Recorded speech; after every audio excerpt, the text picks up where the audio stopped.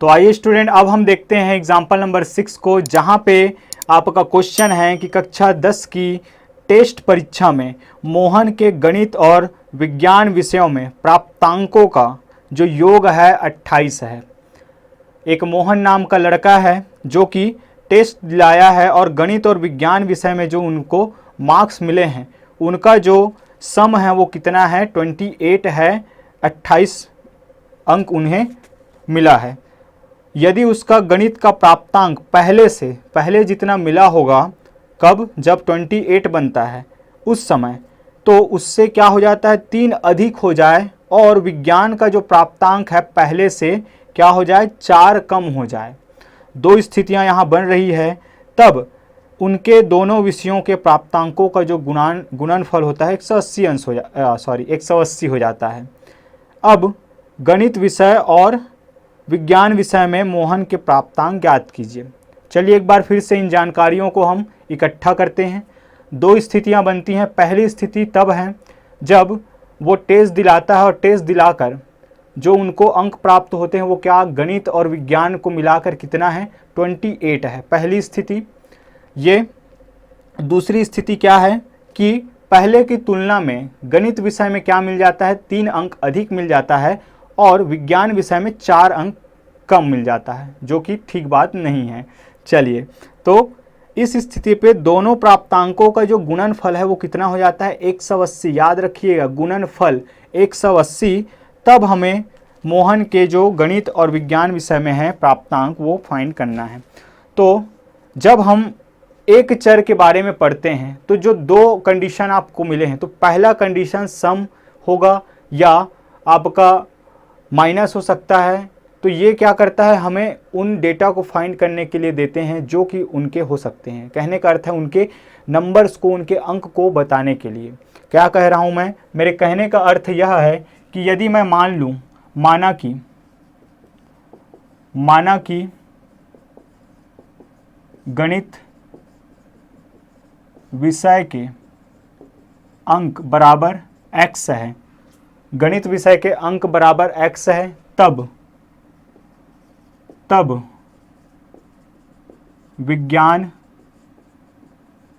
विषय के अंक कितने हो जाएंगे, देखिए स्टूडेंट कि सबसे पहली बात कि दोनों को मिलाकर, अर्थात गणित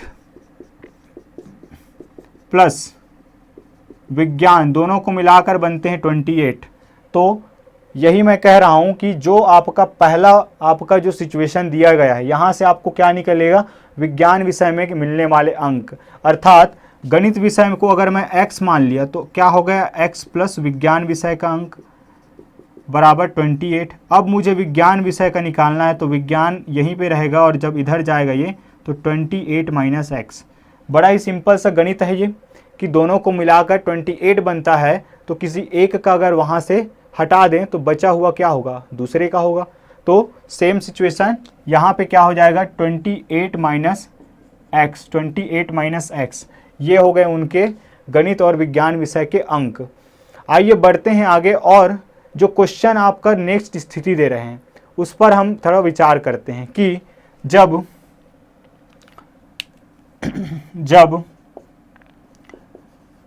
गणित के अंक 3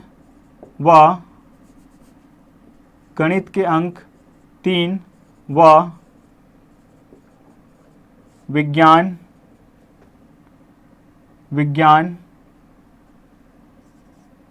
के अंक में 4 की कमी होती है, तब इस स्थिति में ज़रा पता लगाते हैं कि पहले से हुए है ना, तो पहले x था, तो तब गणित विषय के अंक कितना हो जाएगा, पहले x था, अब 3 अंक अधिक हो गए। अच्छा, गणित विषय में, या इसको लिखते हैं गणित में 3 अंक अधिक, थोड़ा करेक्ट कर लीजिएगा इसको, वह विज्ञान में 4 अंक की कमी होती है तब गणित के अंक कितना हो जाएगा, पहले x था अब हो जाएगा x+3 व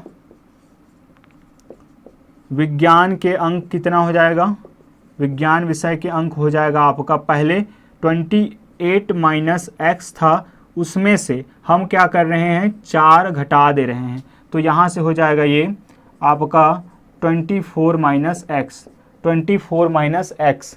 अभी की स्थिति क्या हो गया, 24 माइनस x हो गया। तो बढ़ते हैं आगे और देखते हैं अब इस सिचुएशनों से क्या कहता है कि जैसे ही ये हुआ कि गणित विषय में 3 अंक बढ़े और विज्ञान में 4 अंक की कमी हुई, तो इन दोनों का जो गुणनफल है वो कितने आया, तो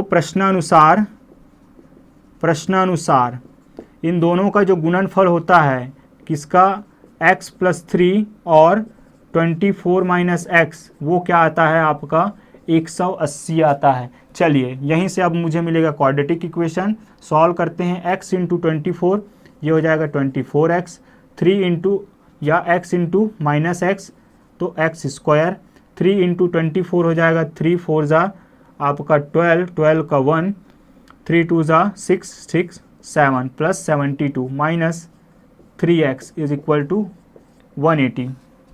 आगे जब हम इसको सॉल्व करते हैं तो ये रहा 24x, ये रहा माइनस 3x, तो यहाँ से हो जाएगा 21x minus x square plus 72, 180 इधर आ जाएगा तो माइनस 180 इज इक्वल टू हो जाएगा आपका 0।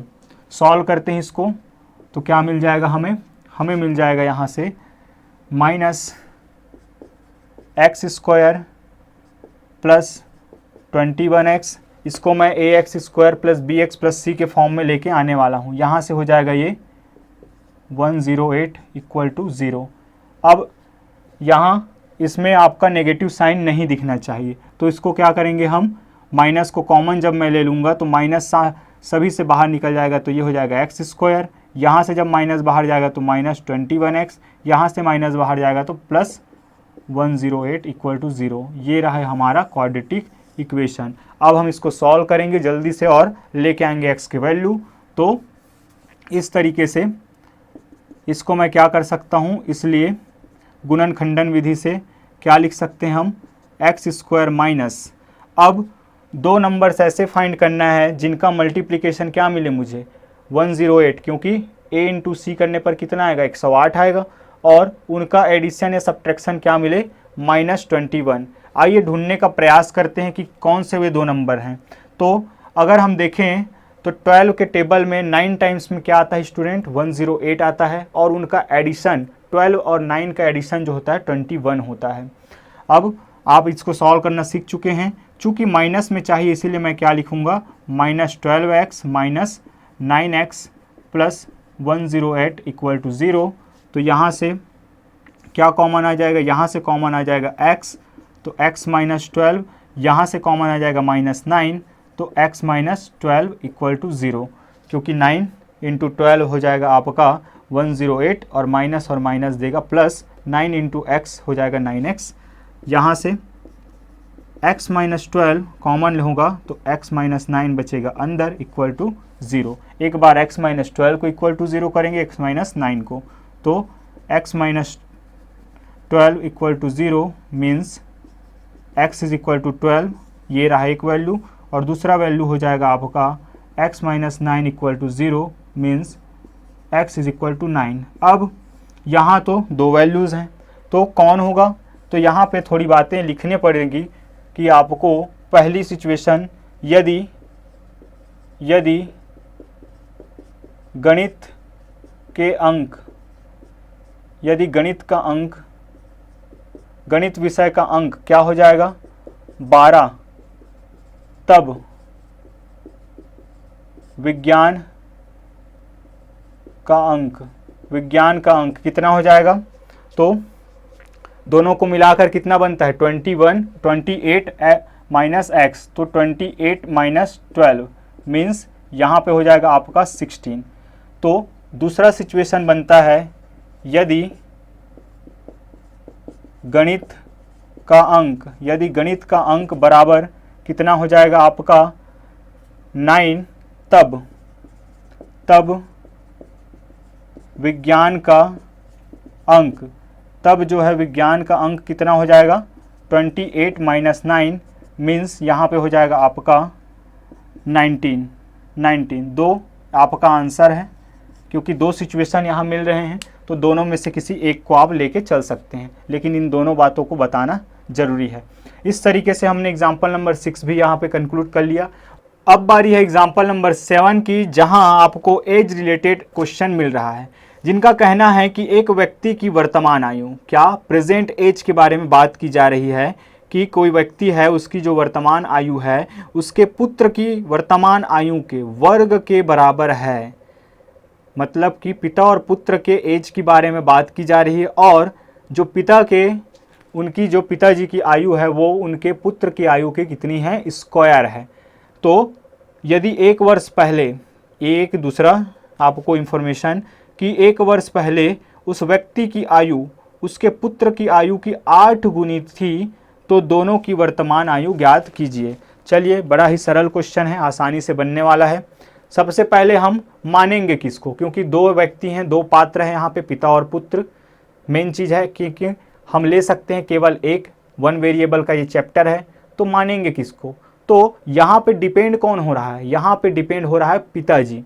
मतलब पिताजी की आयु है वो उनके पुत्र की आयु का स्क्वायर है, वर्ग है। तो अगर मुझे पुत्र की आयु पता चल जाए तो उसका मैं स्क्वायर करके पिताजी का आयु लेके आ सकता हूँ। तो मैं क्या मान लूँगा इसको, ये रहा एग्जाम्पल नंबर 7 कि माना कि पुत्र की आयु नहीं, पुत्र की वर्तमान आयु बराबर x वर्ष। याद रखिएगा, यूनिट का खासा ध्यान रखना है, x वर्ष। तब पिता की आयु क्या हो जाएगा, या वर्तमान आयु, इस बात को ध्यान रखना है, वर्तमान आयु की बात करनी है। तब वर्तमान आयु क्या हो जाएगा, इसका स्क्वायर। तो x का स्क्वायर क्या हो जाएगा, x स्क्वायर वर्ष हो जाएगा। ठीक, ये हो गई बातें। अब 1 वर्ष पूर्व की बात की जा रही है, तो 1 वर्ष पूर्व क्या हो जाएगा, 1 वर्ष पूर्व की अगर हम बात करेंगे तो वहाँ 1 वर्ष हम घटा देंगे दोनों की आयु में, पहली बात। तो तब जाके हम आगे की कहानी पे चलेंगे। तो पहली बात कि 1 वर्ष पूर्व जब हम बात करते हैं तो तब पुत्र की आयु बराबर x - 1 ईयर्स एंड आपके जो पिता की आयु होगी, पिता की आयु बराबर x² - 1 वर्ष। अब इस स्थिति पे हमें क्या करना है, अब हमें फॉर्म करना है क्वाड्रेटिक इक्वेशन। तो 1 वर्ष पूर्व जो है पिता की आयु पुत्र की आयु की 3 गुनी थी, ये क्वेश्चन कह रहा है, सॉरी 8 गुनी थी, 8 गुनी थी। तो प्रश्नानुसार जो प्रश्न कह रहा है हम कर देते हैं। प्रश्नानुसार 1 वर्ष पूर्व ये जो आयु है वो अपने आप में 8 गुना है इससे, इसका मतलब इसको भी मैं अगर 8 गुना कर दूं तो क्या दोनों इक्वल हो जाएंगे, बिल्कुल। तो अगर शब्दों का खेल देखें तो पिता की आयु पुत्र की आयु की कितनी, 8 गुनी है, कि 8 गुनी है। तो यहाँ से अगर हम सॉल्व करते हैं तो x² - 1 is equal to 8x - 1 आगे मिलेगा मुझे क्वाड्रेटिक इक्वेशन के रूप में x² और सॉरी यहाँ पे 8 रहेगा, 8 यहाँ पे क्या मिल जाएगा, सबको जब इधर लेके आएंगे तो -1 माइनस 8x + 8 इक्वल टू 0। तो क्वाड्रेटिक इक्वेशन जो बन के आएगा वो होगा x² - 8x + 7 equal to 0। -8x कुछ गड़बड़, चलिए कोई गड़बड़ी नहीं है। बढ़ते हैं आगे और देखते हैं कि अब इसको हम कैसे सॉल्व कर सकते हैं। a इंटू सी करेंगे, क्या आ जाएगा 7, और 7 का हमें दो फैक्टर्स ऐसे फाइंड करना है जिनका एडिशन क्या हो, मल्टीप्लिकेशन क्या हो 7 हो, और उनका एडिशन या सब्ट्रैक्शन -8 हो। बड़ा ही आसान, 7 इंटू 1, 7 इंटू 1 क्या आ जाएगा 7, और 7 प्लस 1 आ जाएगा 8। माइनस में चाहिए तो दोनों को माइनस कर देंगे, इसलिए एक्स स्क्वायर माइनस क्या हो जाएगा यहाँ से x square minus 7x minus x plus 7 equal to 0। यहाँ से दोनों से कॉमन लेंगे तो x बस कॉमन आएगा, तो x माइनस 7 यहाँ पे बचेगा। यहाँ से क्या कॉमन आएगा, पहली बात तो माइनस आएगा और 1 आएगा, तो यहाँ बच जाएगा x, यहाँ से माइनस बाहर जाएगा तो -7 इक्वल टू 0। दोनों ही पद में क्या है x माइनस 7 फिर से कॉमन, तो ये चले जाएगा बाहर और अंदर बच जाएगा x माइनस 1। इस तरीके से x minus 7 equal to 0 means x is equal to 7 और x माइनस 1 इक्वल टू 0, तो x इज इक्वल टू 1। अब x के दो वैल्यू हैं, किसको लेना है और किसको छोड़ना है? क्या दोनों को लेना है? जी बिल्कुल नहीं। तो जो हमारे जो कंडीशन है उस पर खरा उतरेगा उसको लेंगे। x इज इक्वल टू 1 अगर मैं लेता हूँ तो क्या ये संभव है कि पुत्र की आयु, तो चलिए समझ आता है कि x is equal to 1 years है।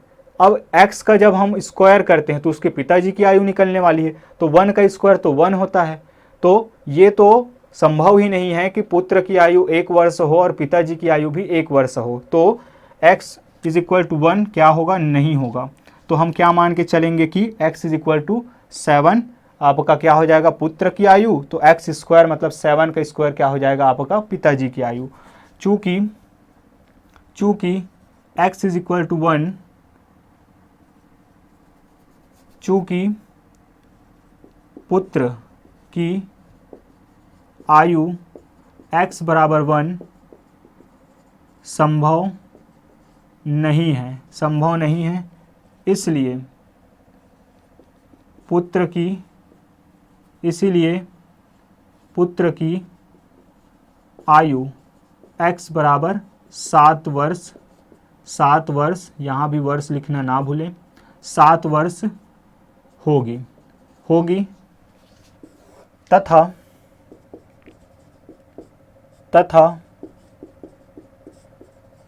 पिता की आयु बराबर x वर्ष, मतलब कि 7 का वर्ग हो जाएगा आपका 49 ईयर्स। ये रहे आपके पास दो आंसर। पहला, पिताजी की आयु है आपका 49 वर्ष और पुत्र की आयु 7 वर्ष। 1 वर्ष नहीं हो सकता क्योंकि स्क्वायर जब हम करेंगे तो पिताजी की आयु जो है 1 ही आएगा। बढ़ते हैं आगे और देखते हैं एग्जाम्पल नंबर 8 को। वो भी बड़ा ही अच्छा क्वेश्चन है, काफ़ी पूछने लायक ये क्वेश्चन यहाँ पे हम डिस्कस कर रहे हैं। एग्जाम्पल नंबर 8 क्वेश्चन है आपका, एक आयताकार खेत का परिमाप। आयताकार खेत, अंडरलाइन कर लीजिए इस बात को स्टूडेंट, आयताकार खेत का परिमाप 82 मीटर है। परिमाप हम जानते हैं आयत का, तो उसका क्षेत्रफल 400 वर्ग मीटर है। तब खेत की चौड़ाई ज्ञात कीजिए। देखिए हमारे जीवन में भी ऐसे सिचुएशन बहुत बार आते हैं, कई बार हमें इस तरह के क्वेश्चनों का सामना करना पड़ता है। तो ध्यान से समझते हैं इस बात को कि एक आयताकार खेत है, उसका जो परिमाप है, पहली बात तो ये दिए गए जो जानकारी है उसको हम लिख लेते हैं कि दिया है आयताकार खेत का परिमाप बराबर कितना, 82 मीटर। 82 मीटर आपका परिमाप है तथा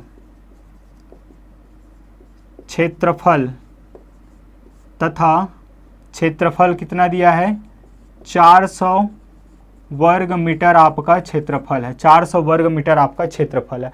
तब क्या करना है, इस खेत की जो चौड़ाई है वो आपको ज्ञात करनी है।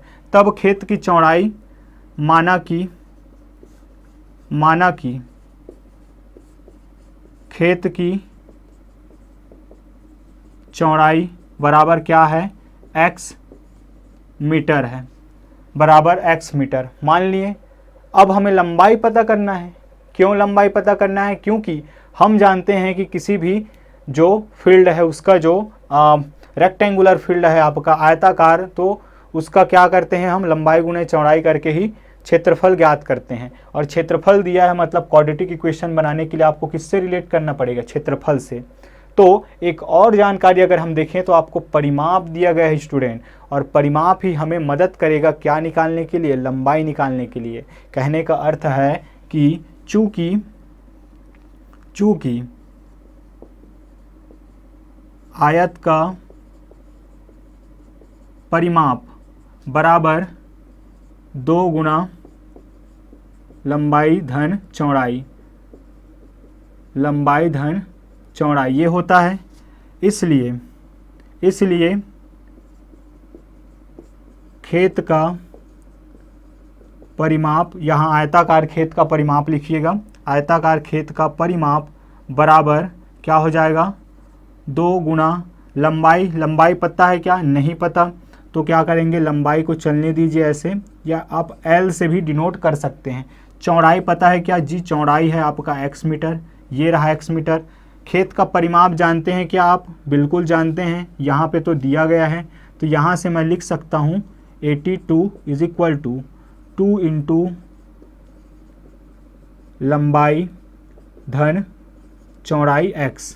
तो यहाँ से हो जाएगा 2, जब इधर आएगा तो क्या कर देगा, इसको डिवाइड, तो यहाँ से हो जाएगा ये 41 इज इक्वल टू लंबाई धन चौड़ाई x। तो x का मान क्या निकल जाएगा, या लंबाई निकालना चाह रहे हैं हम, इसलिए या यहाँ लिख लेते हैं, इसलिए लंबाई बराबर हो जाएगा 41 minus x metre, 41 minus x metre. ये आ गया स्टूडेंट आपके पास लंबाई, ये रहा लंबाई और ये रहा चौड़ाई। अब लंबाई और चौड़ाई अगर आपको पता चल जाए तो क्या आप नहीं निकाल सकते क्षेत्रफल, बिल्कुल निकाला जा सकता है। इसलिए आयताकार खेत का क्षेत्रफल बराबर लंबाई गुणित चौड़ाई मीन्स 41x इंटू क्या हो जाएगा x, और आयताकार खेत का जो क्षेत्रफल है क्वेश्चन के अनुसार कितना है, 400 वर्ग मीटर, और हमारे अनुसार तो ये आया, लेकिन क्वेश्चन के अनुसार क्या है, 400 वर्ग मीटर। तो यहाँ से मैं क्या लिख सकता हूँ, 400 बराबर यहाँ 41 माइनस एक्स इंटू एक्स। इसको जब हम सॉल्व करते हैं तो ये आ जाएगा 400 is equal to 41x minus x square. चलिए इसको सॉल्व करते हैं। इसको जब हम इधर लेके आएंगे तो क्या बन जाएगा, यहाँ से 400 माइनस 41x और ये हो जाएगा plus x square is equal to 0। अब अरेंज करते हैं इसको तो हो जाएगा एक्स स्क्वायर पहले, उसके बाद हो जाएगा 41x, फिर हो जाएगा 400। और ये जो क्वाड्रेटिक इक्वेशन है आपको जाना पहचाना लगा होगा, क्योंकि ये इससे पहले भी इस तरह के हम क्वाड्रेटिक इक्वेशन को गुणन खंडन करके सॉल्व कर चुके हैं, तो बड़ा ही आसान रहने वाला है आपके लिए। चलिए गुणन खंडन विधि लगाते हैं। इसलिए क्या हो जाएगा, फिर भी एक बार हम देख लेते हैं कि मान लीजिए किसी को नहीं पता कि क्या होगा, वो दो नंबर्स जिनका मल्टीप्लाई करने पर क्या आएगा 400 और उनको ऐड या सब्ट्रैक्ट करने पर क्या मिले हमें 41, क्योंकि मध्य पद को तोड़कर जो सॉल्व करना है यही होता है। तो क्या कर लेते हैं हम, इस 400 का ही गुणन खंडन कर लेते हैं, क्योंकि हमें तो दो नंबर चाहिए। तो सबसे पहले अगर हम देखें तो किससे हम डिवाइड कर सकते हैं, हम इसको डिवाइड कर सकते हैं 5 से। लास्ट में अगर 0 दिख रहा है तो छोटे छोटे नंबर से नहीं करेंगे, इन बड़े नंबर्स को कोशिश कीजिए कि बड़े नंबर्स के साथ ले जाएं। तो 5 8 जा और 5 0 जा, 5 से जाएगा तो ये हो जाएगा आपका 5 1 जा और 5 6 जा, ये यहाँ से हो जाएगा 4 टाइम्स, तो यहाँ से मिल जाएगा मुझे 4 और 4 1 टाइम्स में। तो फिर से ग्रुपिंग करना, एक बार ट्राई देखते हैं। तो 5 इंटू 5 हो जाएगा 25, इन दोनों का हो जाएगा आपका 16। तो इन दोनों को मल्टीप्लाई करने पर क्या मिलेगा हमें मिल जाएगा 400 और इन दोनों का एडिशन क्या देगा हमें 41। चूँकि हमें माइनस चाहिए इसीलिए हम क्या करेंगे, दोनों में हम माइनस लगा देंगे। तो दोनों को जब ऐड करेंगे तो -41 मिलने वाला है। तो इस तरीके से मध्य पद को मैं कैसे तोड़ सकता हूँ, x square minus 25x minus 16x plus 400 equal to 0। अब आगे सॉल्व करना आप जानते स्टूडेंट, कॉमन ले लेंगे। तो कॉमन जब हम लेंगे तो यहाँ से तो केवल x आएगा, तो x जब आएगा तो एक्स स्क्वायर में से x बचेगा और यहाँ बच जाएगा 25। यहाँ पे बच जाएगा आपका माइनस साइन पहले बाहर, फिर 16 बाहर हो जाएगा, तो x माइनस 25 यहाँ पे हो जाएगा। इस तरीके से x माइनस 25 दोनों में ही कॉमन, और यहाँ से x माइनस 16 आपका इक्वल टू 0। ये अब एक बार हम इसको 0 के इक्वल रखेंगे, एक बार उस x माइनस 16 को 0 के इक्वल रखेंगे, फिर x के वैल्यू हमारे पास आ जाएगा। तो यहाँ से क्या कर सकते हैं हम कि इसलिए x minus 25 is equal to 0, therefore x is equal to क्या हो जाएगा 25, ये रहा पहला, और x minus 16 is equal to 0, तो x इज इक्वल टू हो जाएगा 16। ये रहे दो values, x is equal to 25 और x इज इक्वल टू 16, दोनों ही पॉजिटिव वैल्यू हैं। किसको लें, तो लेने का सवाल जब आता है तो फिर से वही बातें लिखेंगे, दो सिचुएशन हम बना देंगे कि यदि लंबाई मैं क्या ले लूँ, पहली अगर लंबाई मैं ले लेता हूँ, लंबाई बराबर 25 मीटर, तब चौड़ाई क्या हो जाएगा मेरा 16 मीटर, तब मेरा जो चौड़ाई है वो क्या हो जाएगा 16 मीटर हो जाएगा। दूसरा सिचुएशन बनता है यदि लंबाई अगर हम क्या ले लें 16 मीटर, तब चौड़ाई आपका क्या हो जाएगा, चौड़ाई हो जाएगा आपका 25 मीटर। इस तरीके से आपका आंसर ये बनता है, क्योंकि x के दोनों ही वैल्यूज़ पॉजिटिव हैं तो दोनों ही चौड़ाई हो सकते हैं, चौड़ाई हमें पूछा गया था, तो ये दो सिचुएशन बना के आप बताएंगे। तो इस तरीके से हमने एग्जाम्पल नंबर 8 भी कंप्लीट कर लिया स्टूडेंट। इससे अगर कोई क्वेश्चन है या आपका कोई सुझाव तो हमें ज़रूर बताइए। मिलते हैं नेक्स्ट वीडियो लेक्चर में, तब तक प्रैक्टिस पर ध्यान दीजिए, और आगे आने वाले दो क्वेश्चन हैं वो बहुत ही इंपॉर्टेंट है और बहुत ही कॉन्सेप्चुअल है। सो आप पहले से अगर रीड कर लेते हैं तो काफ़ी अच्छा रहेगा, बाकी हम अपनी तरह से पूरा प्रयास करेंगे। तो ख्याल रखिएगा अपना, तब तक के लिए जय हिंद।